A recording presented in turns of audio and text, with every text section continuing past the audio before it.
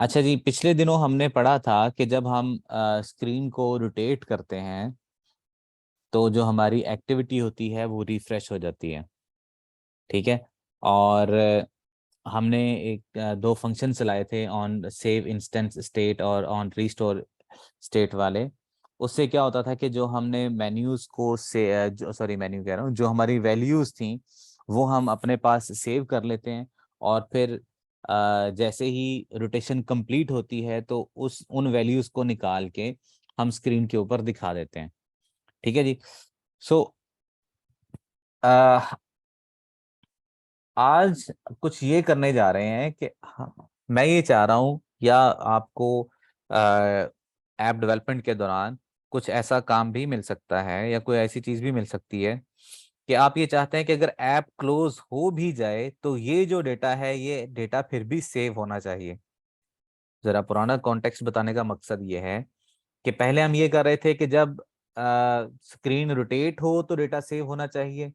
अब की बार हम ये कर रहे हैं कि अगर ऐप क्लोज हो जाए फिर भी डेटा ऐप के अंदर सेव होना चाहिए। ठीक है। और इस बात से क्या मतलब है, आप ये देखिए कि बहुत सी एप्लीकेशंस हैं जिनमें आप एक बार लॉगिन करते हैं तो आपको बार बार लॉगिन करने की ज़रूरत नहीं पड़ती। मिसाल के तौर पे फेसबुक है, तो फेसबुक में अगर आप लॉगिन करते हैं तो फेसबुक क्या करता है कि वो आपका आईडी और आपका पासवर्ड अपने पास ऐप में सेव कर लेता है। और जब आप दोबारा ऐप को ओपन करते हैं तो वो उसी आईडी और पासवर्ड जो आपने पहले दिया हुआ था उसी को यूज करके दोबारा खुद ब खुद लॉगिन कर देता है और आपकी ऐप जो है वो आगे चली जाती है। आपको दोबारा लॉगिन नहीं करना पड़ता। सो किया ये जा रहा होता है कि आपका आईडी पासवर्ड जो है या कुछ और डेटा जो ज़रूरी हो वो सिस्टम में वो ऐप में सेव कर लिया जाता है और बाद में उसी डेटा को यूज़ करके नेक्स्ट जो भी काम परफॉर्म करना हो वो करवाया जा सकता है। ठीक है। सो एक फिर समझें, ये एक ऐसा मेथड है जिसमें डेटा सेव कर लिया जाता है, चाहे ऐप क्लोज भी हो जाए फिर भी वो डेटा सेव रहता है। अगर आप ऐप को डिलीट कर दें तब वो डेटा डिलीट हो जाता है, वो क्लियर हो जाता है। लेकिन अगर आप ऐप को क्लोज कर सर दें। जी। जी। सर आपकी आवाज ब्रेक हो रही है। बच्चे ये नेट का थोड़ा बहुत मसला है, सो इसलिए कभी कभी ब्रेक हो जाती है। आपको रिकॉर्डिंग के अंदर सही मिल जाएगी, वैसे अभी सही सुनाई दे रही है ना?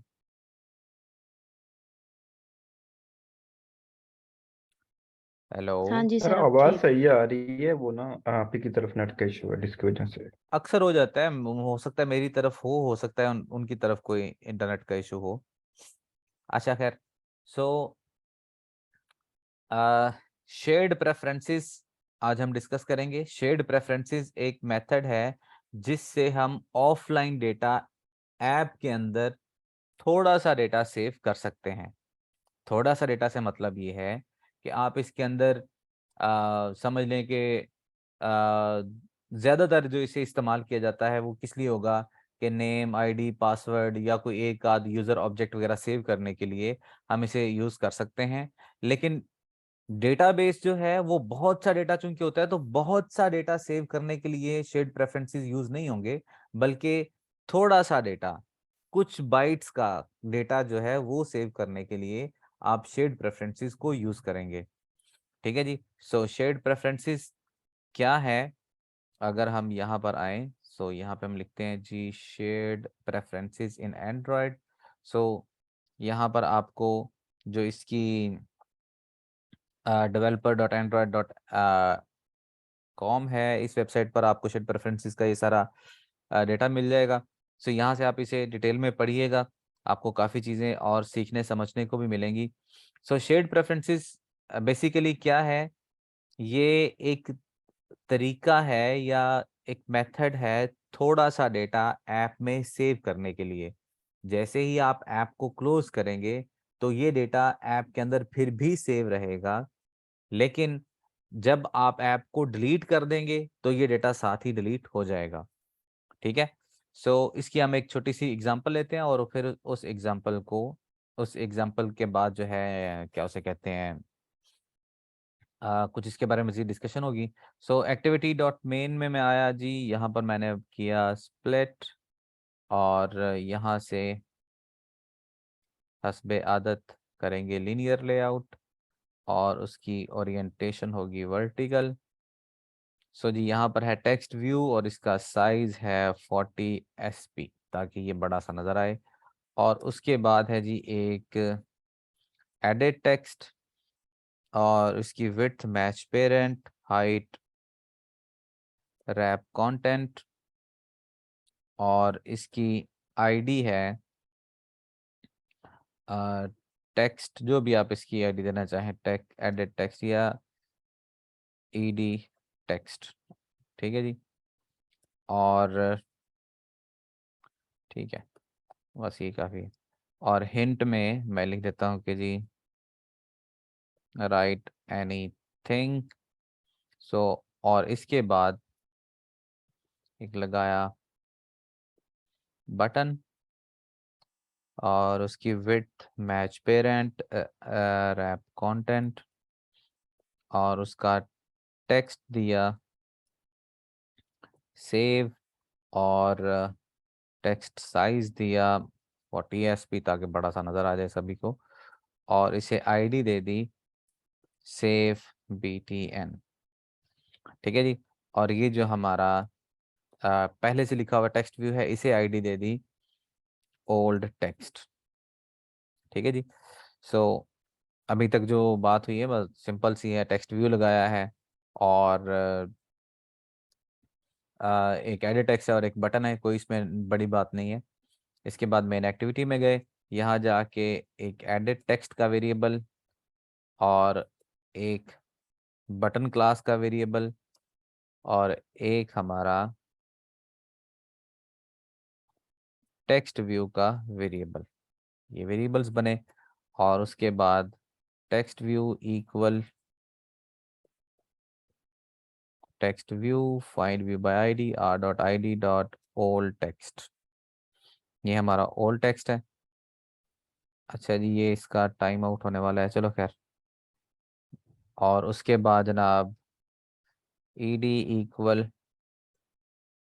एडिट टेक्स्ट और find view bye ID r.id.ed text और इसी तरह btn equal button data type find view bye ID r.id.bt save btn।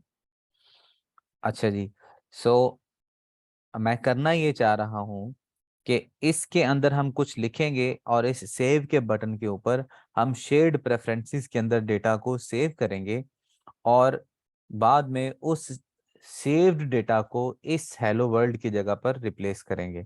तो जब हेलो वर्ल्ड लिखा हुआ है तो इसका मतलब ये है कि ये वो डेटा है जो XML में दिया हुआ है और यहाँ पर जब हेलो वर्ल्ड के बजाय कोई और चीज़ होगी तो उसका मतलब हमने उसे चेंज किया, ठीक है जी। सो मेन एक्टिविटी में जाके यहाँ पे मैंने किया btn dot set on click listener new on click listener. अब ये सब चीज़ें क्या हैं आप अच्छे से जानते हैं। अच्छा जी, हमें एक चीज़ यहाँ पर बनानी है, चलें वो भी कोई खैर इतनी ज़रूरी नहीं है। हम यहाँ पर अब मैं ये चाह रहा हूँ कि जब इस बटन पे क्लिक किया जाए तो शेयर्ड प्रेफरेंसेस के अंदर डेटा को सेव कर लें। शेयर्ड प्रेफरेंसेस में डेटा सेव करने के लिए हम क्या काम करेंगे, हम सबसे पहले शेयर्ड प्रेफरेंसेस को गेट करेंगे, सॉरी। सो मैंने लिखा शेयर्ड प्रेफरेंसेस, जो भी आप उसका नाम लिखना चाहें, शेयर्ड प्रेफ वो लिख दें और गेट शेयर्ड प्रेफरेंसेस और उसमें आप दे देंगे उसका नेम। ये नेम जो है ये आपका कांस्टेंट होना चाहिए, आप जब भी आपने इसे एक्सेस करना है तो इसी नाम से ही एक्सेस करना है, ठीक है। इसलिए अभी ये बात मैं बताने भी लगा था कि कुछ लोग ये करते हैं कि इसका ना एक कांस्टेंट बना लेते हैं और उसी कांस्टेंट को यूज करते रहते हैं। मिसाल के तौर पे यहाँ पे आप इसका नाम लिख लें जी स्ट्रिंग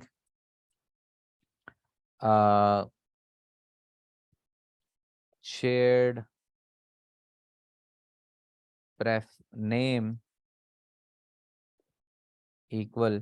सो यहाँ पर आप कोई भी इसका नाम लिख लें, शेयर्ड प्रेफ नेम, जो भी आप उसकी वैल्यू देना चाहें वो वैल्यू दे लें, और बाद में इस चीज को आप यहाँ पर यूज कर लें। ठीक है जी।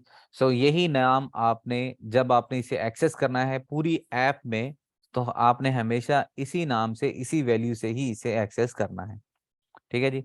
सो यहाँ पे हमने क्या किया, shared preferences, get shared preferences, और उसका कॉन्टेक्स्ट है मॉड प्राइवेट। मॉड प्राइवेट से मतलब ये है कि हमारा ये जो कॉन्टेक्स्ट, हमारी ये जो शेयर्ड प्रेफरेंसेस की फाइल बनेगी, ये फाइल कोई दूसरी ऐप इसे यूज नहीं करेगी। अगर आप इसका जो मॉड है वो कोई और रखते हैं, मॉड ओपन रखते हैं, तो जो दूसरी ऐप्स होंगी वो भी इसके डेटा को यूज कर सकेंगी। ठीक है, लेकिन अगर आप प्राइवेट रखते हैं तो कोई दूसरी ऐप्स जो है वो इसे यूज नहीं कर सकेंगी। ठीक है, लेकिन अगर आप फाइल्स में जाके इसकी फाइल को ढूंढें तो आप उसे ढूंढ सकते हैं। सो इसके बारे में कुछ बातें हैं वो हम आगे आके बात करेंगे। सो शेयर्ड प्रेफरेंसेस, क्लास, वेरिएबल का नेम, गेट शेयर्ड प्रेफरेंसेस, और हमने एक कांस्टेंट नेम दिया और उसका मोड दिया। और अब नेक्स्ट, अब हमने इसमें कुछ डेटा सेव करना है, इसलिए हमने क्या काम करना है, हमें एक एडिटर चाहिए जो कि इसके डेटा को एडिट करेगा। जब हमने डेटा को गेट करना होगा तब हम इसे नहीं बनाएंगे, इस वेरिएबल को नहीं बनाएंगे, लेकिन चूंकि अब हम डेटा सेव कर रहे हैं, डेटा को एडिट कर रहे हैं, इसलिए हमें एडिटर चाहिए। तो एडिटर वेरिएबल हमने बनाया, और इस एडिटर वेरिएबल को हम लिखेंगे, यहाँ पे हमने लिखा एडिटर डॉट पुट स्ट्रिंग। सो आप ये यहाँ पे देखिए, आप इंटीजर पुट कर सकते हैं, बूलियन, फ्लोट, लॉन्ग, स्ट्रिंग और स्ट्रिंग सेट, आप इन चीज़ों को सेव कर सकते हैं। आप इनके अलावा कोई और डेटा टाइप सेव नहीं कर सकते। सो यहाँ पे मैंने किया पुट स्ट्रिंग। सो यहाँ पर पहले मैं दूंगा इसकी की, आप जानते हैं की वैल्यू पेयर्स के लिहाज से यहाँ पर डेटा सेव होगा। सो की मैंने इसकी दी कि जी डेटा टू सेव, और वैल्यू में मैंने इसे दी जो भी एडिट टेक्स्ट के अंदर वैल्यू लिखी हुई है वो मैं चाहता हूं कि इसके अंदर आ जाए। So edit text dot get text dot to string. So जो भी उसके अंदर लिखा होगा वो इस नाम से, डेटा टू सेव इस नाम से, या बल्कि इसे कहते हैं डेटा नेम, ठीक है, इस नाम से उसके अंदर सेव हो जाएगा। और उसके बाद हमने क्या करना है, editor dot apply. Editor dot apply करने से क्या होगा कि जो भी चेंजेस हमने यहाँ पर की हैं वो सारी की सारी सिस्टम में सेव हो जाएंगी। अभी के लिए सिर्फ इतनी सी लाइन लिखने से डेटा सेव नहीं होगा, बल्कि सिस्टम को पता चल जाएगा कि इस डेटा को मैंने सेव करना है। लेकिन जब आप एडिटर डॉट अप्लाई करेंगे तो वो डेटा एक्चुअली सेव हो जाएगा। ठीक है जी। सो अब अगर मैं इसे रन करूं तो आप ये देखेंगे कि हमारे पास एक एडिट टेक्स्ट है, बटन है और सेव का बटन है। मैंने यहाँ पर कुछ भी लिखा, दिस इज द डेटा। ठीक है जी। और मैंने इस सेव पे क्लिक किया तो ये डेटा शेयर्ड प्रेफरेंसेस में सेव हो गया। ठीक है, लेकिन ये यहाँ शो नहीं हुआ। क्यों नहीं हुआ? क्योंकि मैंने किया ही नहीं है। मैंने भी इसमें क्या किया आपके सामने, हमने तो यहाँ पर सिर्फ डेटा को गेट किया है और उसे हमने सेव कर लिया, उसे इसके ऊपर सेट नहीं किया। ठीक है, तो अब मैं इसे सेट करूंगा। तो सेट के लिए अगर आप इसके अंदर ही लिखना चाहें तो लिख सकते हैं, और अगर आप इसके लिए अलग मेथड बनाना चाहें तो अलग भी बना सकते हैं। तो मैं क्या कर रहा हूँ, फिलहाल इसके अंदर ही लिख रहा हूँ। सो यहाँ पर मैं ये लिख रहा हूँ कि जिस तरह यहाँ पर ये हमने शेयर्ड प्रेफरेंसेस वेरिएबल एक बनाया था, बिल्कुल यही वेरिएबल यहाँ पर बाहर बनाएंगे। और अब की बार चूंकि हमने इससे डेटा को गेट करना है, इसलिए हम इसका एडिटर वेरिएबल नहीं बनाएंगे, सिंपली यहाँ पर लिखेंगे स्ट्रिंग, क्योंकि हमने स्ट्रिंग डेटा टाइप का स्ट्रिंग डेटा टाइप को सेव किया था। और यहाँ पर हम लिखेंगे शेयर्ड प्रेफ डॉट गेट स्ट्रिंग, और उसके अंदर हम वो नाम देंगे जिस नाम से ऊपर हमने यहाँ पर डेटा को सेव किया हुआ है। ठीक है, अच्छा देखिए, जब ये ऐप वेरी फर्स्ट टाइम चली थी तो ये फंक्शन रन नहीं हुआ था। तो क्या इस नाम का कोई डेटा सिस्टम के पास मौजूद होगा? डेफिनेटली नहीं होगा, क्योंकि जब इस बटन पे हमने क्लिक किया तब ही ये सारा फंक्शन चला था, उससे पहले तो ये डेटा यहाँ पर नहीं था। ठीक है, सो उस वक्त क्या होगा, ये स्ट्रिंग खाली होगी। ठीक है, ये स्ट्रिंग नल होगी और नल की सूरत में ऐप जो है वो क्रैश हो जाएगी। सो अब यहाँ पर अगर सिस्टम को डेटा मिलेगा तो वो जो डेटा आपने इसे सेव किया होगा वो इस सेव्ड स्ट्रिंग में आ जाएगा। लेकिन अगर सिस्टम को ये डेटा नहीं मिला होगा तो जो आपने यहाँ पर डिफॉल्ट वैल्यू दी होगी, यहाँ पर S1 के तौर पे लिखी हुई है, ओल्ड डेटा जो भी आपने लिखा होगा वो यहाँ पर लिखा हुआ आ जाएगा। फिर समझें कि जब ये ऐप वेरी फर्स्ट टाइम चली थी तब तक हमने ये बटन प्रेस नहीं किया हुआ था, ठीक है, तो ये फंक्शन तो चला ही नहीं था, ठीक है, तो इस शेड प्रेफरेंसेस के अंदर डेटा सेव ही नहीं था, ठीक है, और जब डेटा सेव ही नहीं था तो वो डेटा क्या होगा, वहां पर नल होगा, शेड प्रेफरेंसेस में इस नाम से डेटा वहां पर नल होगा और आपकी ऐप जो है वो क्रैश हो जाएगी। सो इस सूरत में हम क्या काम करते हैं, हम यहाँ पर एक डिफॉल्ट वैल्यू दे देते हैं कि अगर इस नाम से यहाँ पर डेटा हो तो वो डेटा निकाल लेना, लेकिन अगर ना हो तब क्या काम करो कि यहाँ से जो आपने एक्स्ट्रा पैरामीटर में वैल्यू दी हुई है वो डेटा इसके अंदर आ जाएगा। ठीक है, अब इस बात से क्या मतलब, मैं इसे दोबारा आपको फिर एक्सप्लेन करूंगा। अब इस सेव्ड स्ट्रिंग के अंदर जो भी डेटा है वो मैं चाहता हूं कि वो हमारे टेक्स्ट व्यू के अंदर सेट हो जाए, तो मैंने किया सेट टेक्स्ट और इसे कर दिया सेव्ड स्ट्रिंग। ठीक है, सो अब की बार जब मैं इसे रन करता हूं तो आप देखेंगे कि वहां पर जो एडिट टेक्स्ट है उसमें हेलो वर्ड नहीं लिखा हुआ, बल्कि दिस इज द डेटा जो भी हमने यहाँ पर लिखा था। अब फर्ज कीजिए मैं यहाँ पर लिखता हूँ शहबाज लिख के इसे किया सेव, और जब आप इस ऐप को दोबारा रन करेंगे तो अब की बार आप देखें यहाँ पर वो शहबाज लिखा हुआ रहा है या जो भी नाम आप यहाँ पर लिखेंगे। सो फर्ज कीजिए यहाँ पे लिखते हैं जी उमर फारूक और इसे किया सेव, और ऐप को अगर हम रीस्टार्ट करेंगे तो यहाँ पर उमर फारूक लिखा आ रहा है। सो जब आप ऐप को रीस्टार्ट करते हैं तो ऐप के अंदर जितना भी डेटा होगा वो सारे का सारा रिफ्रेश हो जाता है, लेकिन अब की बार ये डेटा रिफ्रेश नहीं हो रहा। क्यों? क्योंकि जब हम इस सेव पे क्लिक करते हैं तो ये शेयर्ड प्रेफरेंसेस के अंदर डेटा सेव हो जाता है, और इसके बारे में बात होती है मजीद अगले लेक्चर में, क्योंकि इसका टाइम खत्म